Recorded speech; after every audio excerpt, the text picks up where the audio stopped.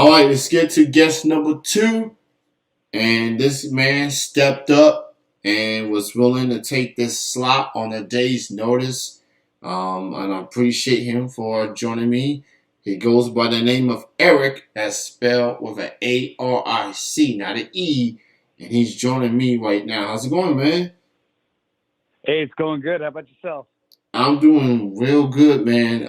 Again, big thanks to you for on a day's notice. I was looking for someone to take this time slot. Your good friend Hannah put the word out for you, and I said, "Yeah, bring him on. If he's able to, let's do it." And so the rest is history. So I'm glad to have you on the show, man. I much appreciated, seriously. So It was very oh yeah, go ahead. no, you go ahead. You go ahead. I was actually very surprised. So Hannah had asked me, she had told me about this slot and opening up, and I was just in this process where I was like, I really want to start reaching out to people and try and sharing a little bit about what I've got going on. And then this opportunity came, and I was like, oh man, this is perfect. So I'm very blessed to be here right now. We're very happy to have you on, man. So, she told me that you recently released an album. I believe it is. Yeah, an album. It's entitled "Castles in the Water." So, Mm. I heard this album as of early this morning. Um, Man, it's such an incredible album, man. I see why Hannah vouched for you because this is such an Mm-hmm. incredible record. I was in some feelings after hearing this whole project. Yeah. So, um, talk about putting this album together, man, and what made you decide to name it Castles in the Water. So originally I was in, I've been in a couple other bands, and I was in another band called the Sunset Kings, and also another band called the Paper Tigers. But last year, in March, when the pandemic had hit and we started going into a lockdown, you know, I was in a time of uncertainty, and unfortunately, the bands I was in, kind of like, we were all just like, kind of like, what do we do, So, but like, I just wanted to keep moving, So I just like started, just like saying, I'm just gonna record a song, just to keep my mind busy. And then I recorded a song, and it started coming out pretty good. And I was like, I'm gonna start diving back into some of these old like ideas that I kind of got lined up. And I just like literally just started like recording. And then my brother, who is a producer, was just like teaching me how to produce. I was asking for his help originally, and he was busy doing his thing, and so he's like, "Here, I'm just going to show you." And I had some experience with it, but like to actually go into the depths and details of everything was very, very hard. So basically, and I ended up, just like diving in and trying to figure it out. So basically, I just like started recording the bass and the guitar and then I started like, considering writing, and I had taken singing lessons and stuff. So I started previous. And so what I started saying, I'm going to start writing, and then I started tapping into, myself and kind of like trying to figure out like what I was going to write it about. And, and it came out naturally. And so basically Castles in the Waters came out. Castle in the Water is basically a play off of Castle in the Air, but it's kind of like a metaphor almost, that like basically you have this dream, but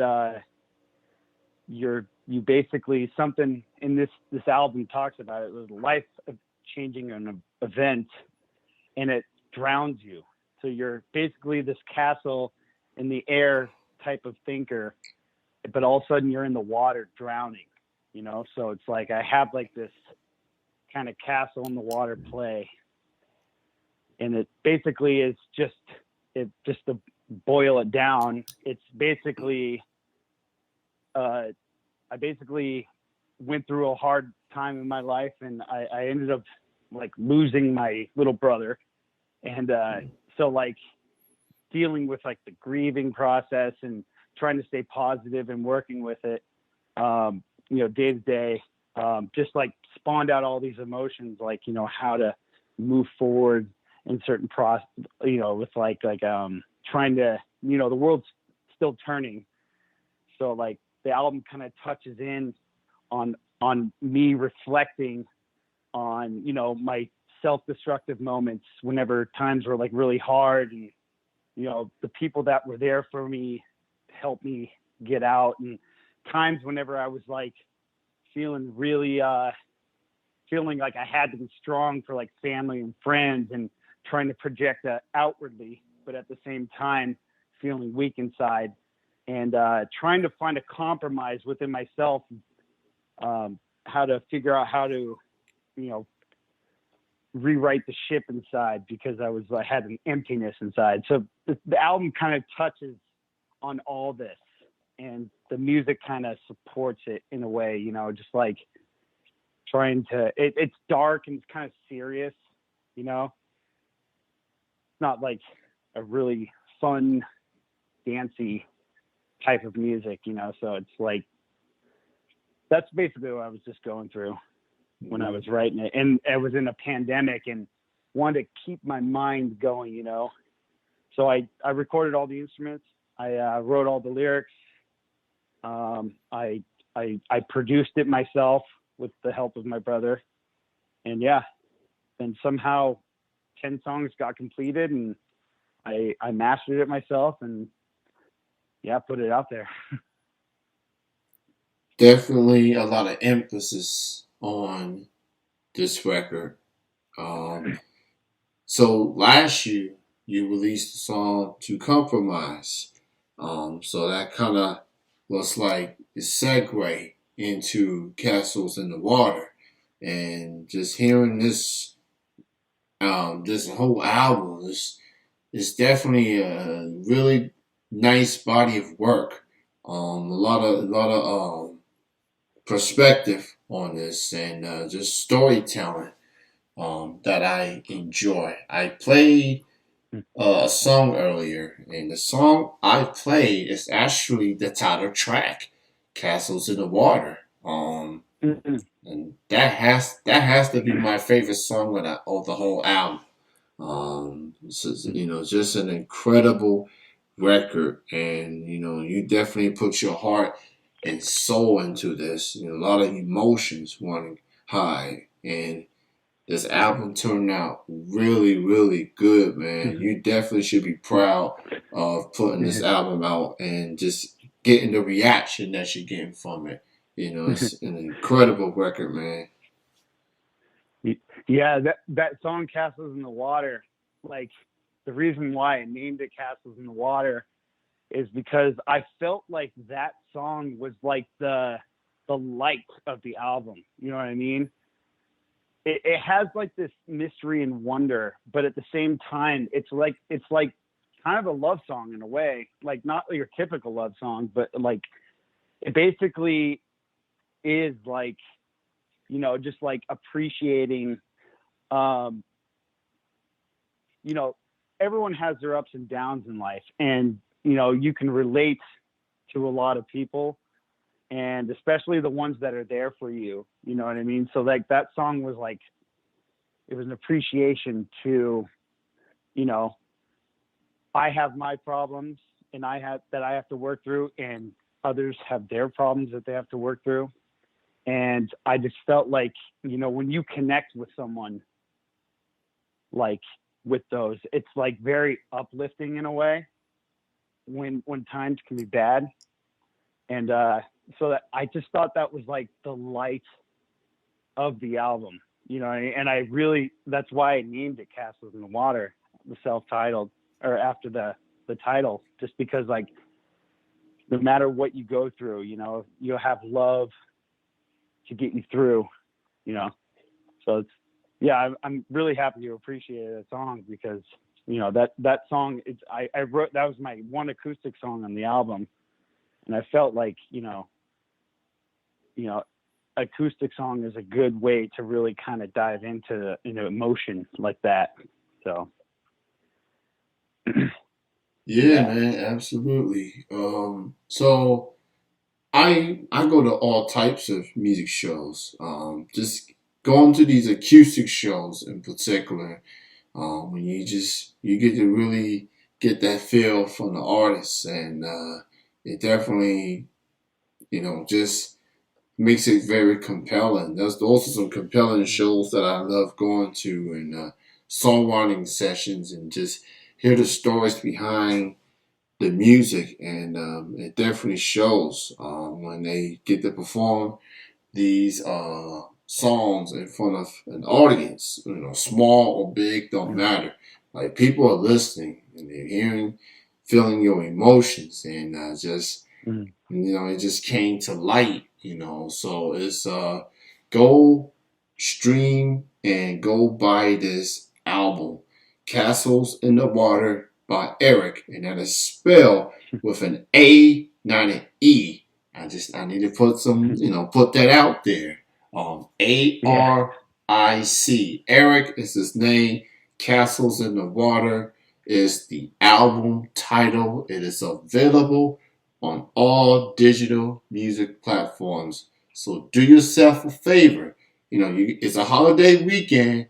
Most of y'all out from work and from school.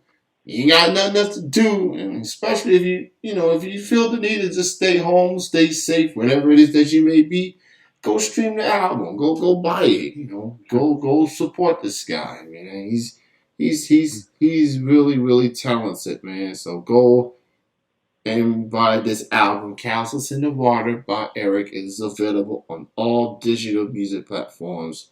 So I want to ask you this, man, with this album, who is some of your musical influences? Who's inspired you as an artist, as far as whether it's mainstream, local, or independently? Who are influenced by you? Who inspires you as an artist? Well, it's so a lot of the even though it is like a rock album, I would say it's kind of like more like a cinematic rock. There's actually a lot of inspiration coming from like jazz and classical music, film scoring, um, and rock. So as far as like rock goes, I would say like bands like Muse, bands like Radiohead. Um, there's this other band called Matchbook Romance, My Chemical Romance, and but beyond that, like you get into classical like music, like I would say like big string orchestral music. Like sometimes so when you hear the strings in there, it's like a lot of it is from like just kind of like Beethoven and all that stuff.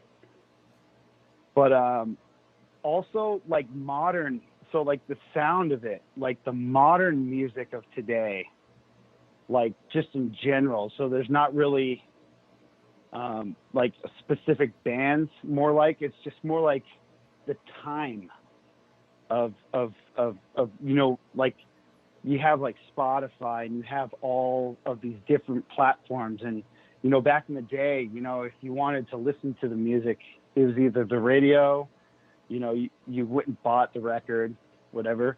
But now we're just in like this crazy time where we can just like listen to anything at any time of the day.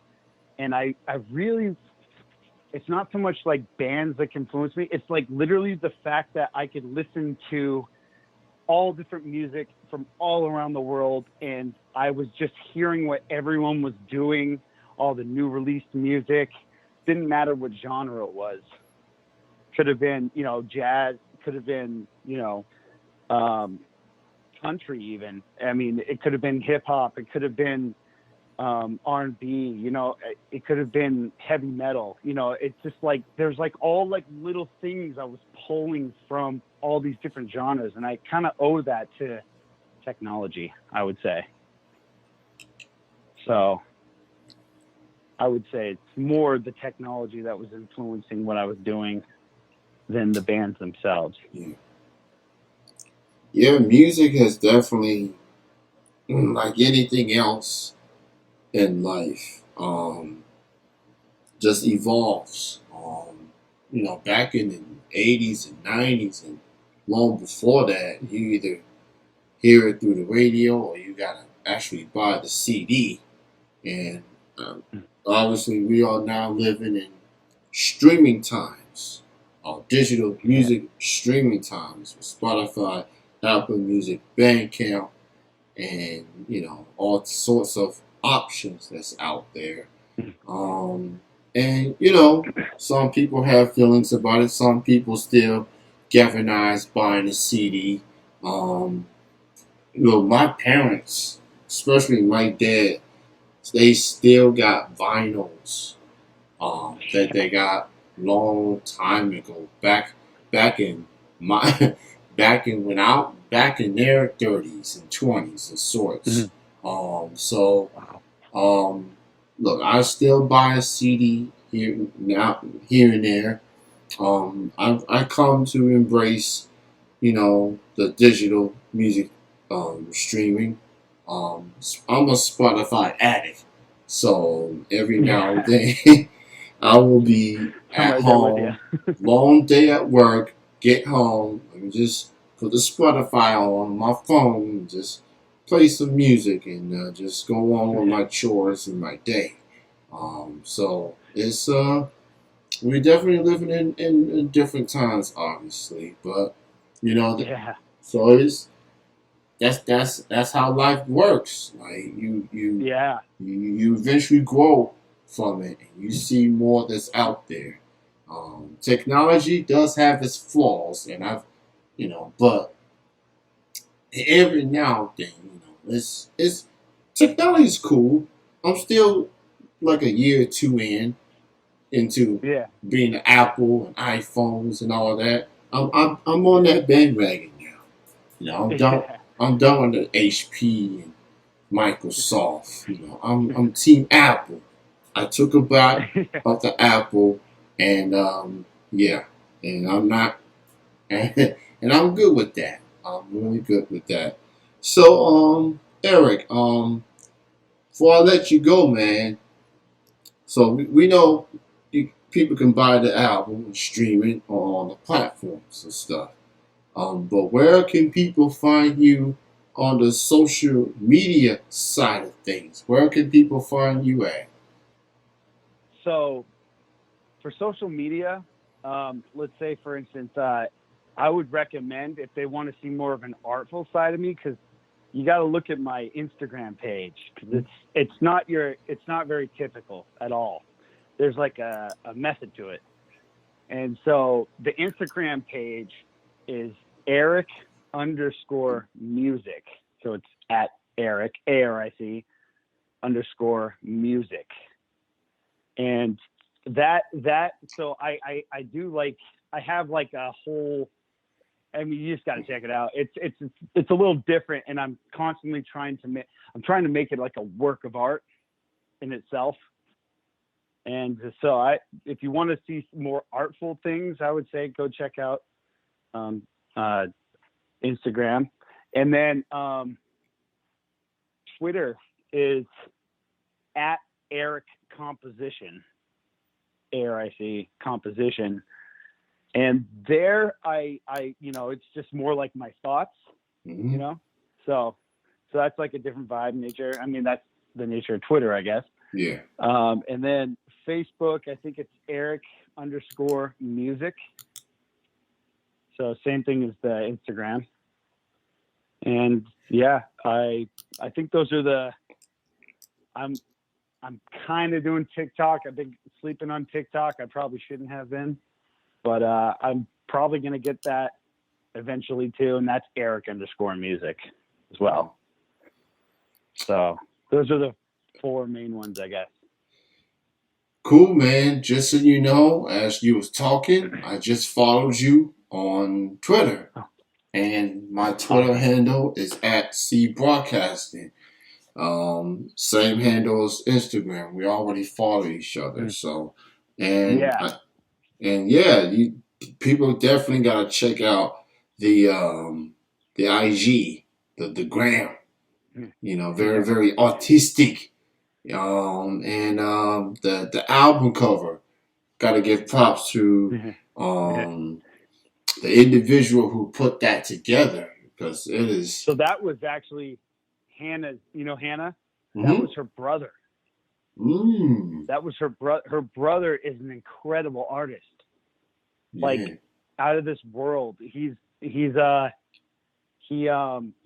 I think he's like a professor in Mexico City, but he is just like, he pays attention to detail, and he has many different arts or works of art, different styles. So yeah, kudos to him. I had to give him a shout out because he is just incredible, and he was very, very awesome how he dove in and did the art. He listened to the album, day and night. He spent, like, while he was doing it, he was listening to it. He would go shopping, listening to it.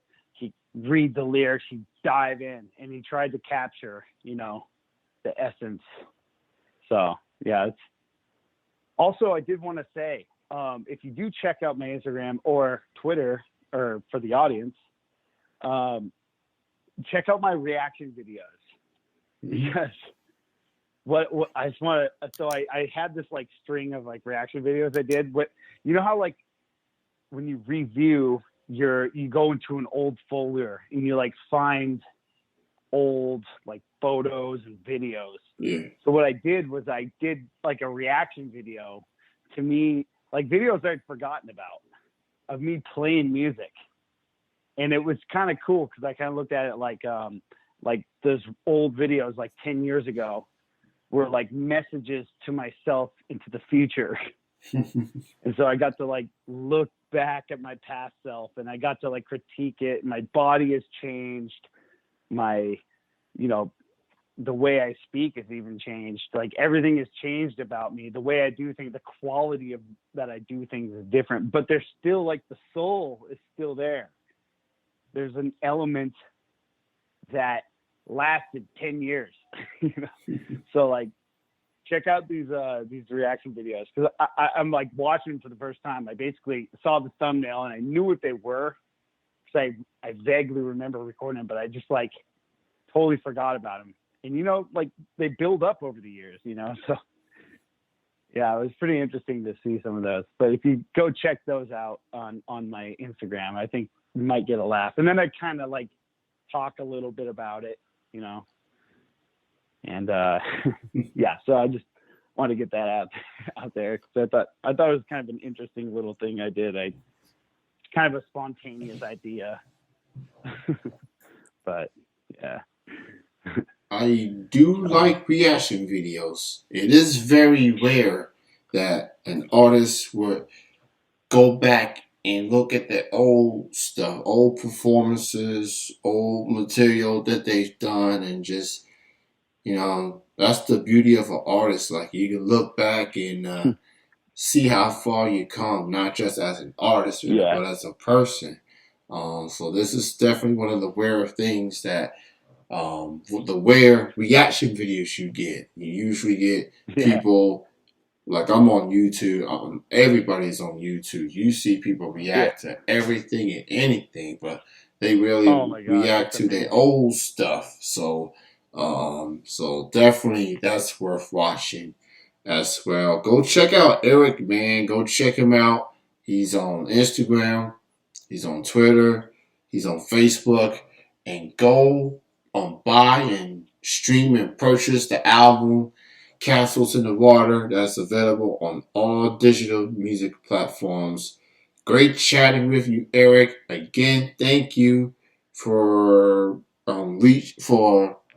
being on the show on a day's notice. And I'm glad that I got you on, and I'm glad to have this chat with you. Continued success, man. More importantly, be safe and enjoy the rest of your night and your weekend, man. Yeah, thank you. And I'm always hungry for these things. So like, the minute I especially like it when things open up last minute, and I'm like one of those people who just love to jump on. Like I'm like, who's next? I'm next. You know what I mean? So thank you for you know not like moving on from the show or whatever, or doing something different, and finding someone else and allowing me to come on and share the energy over the airwaves.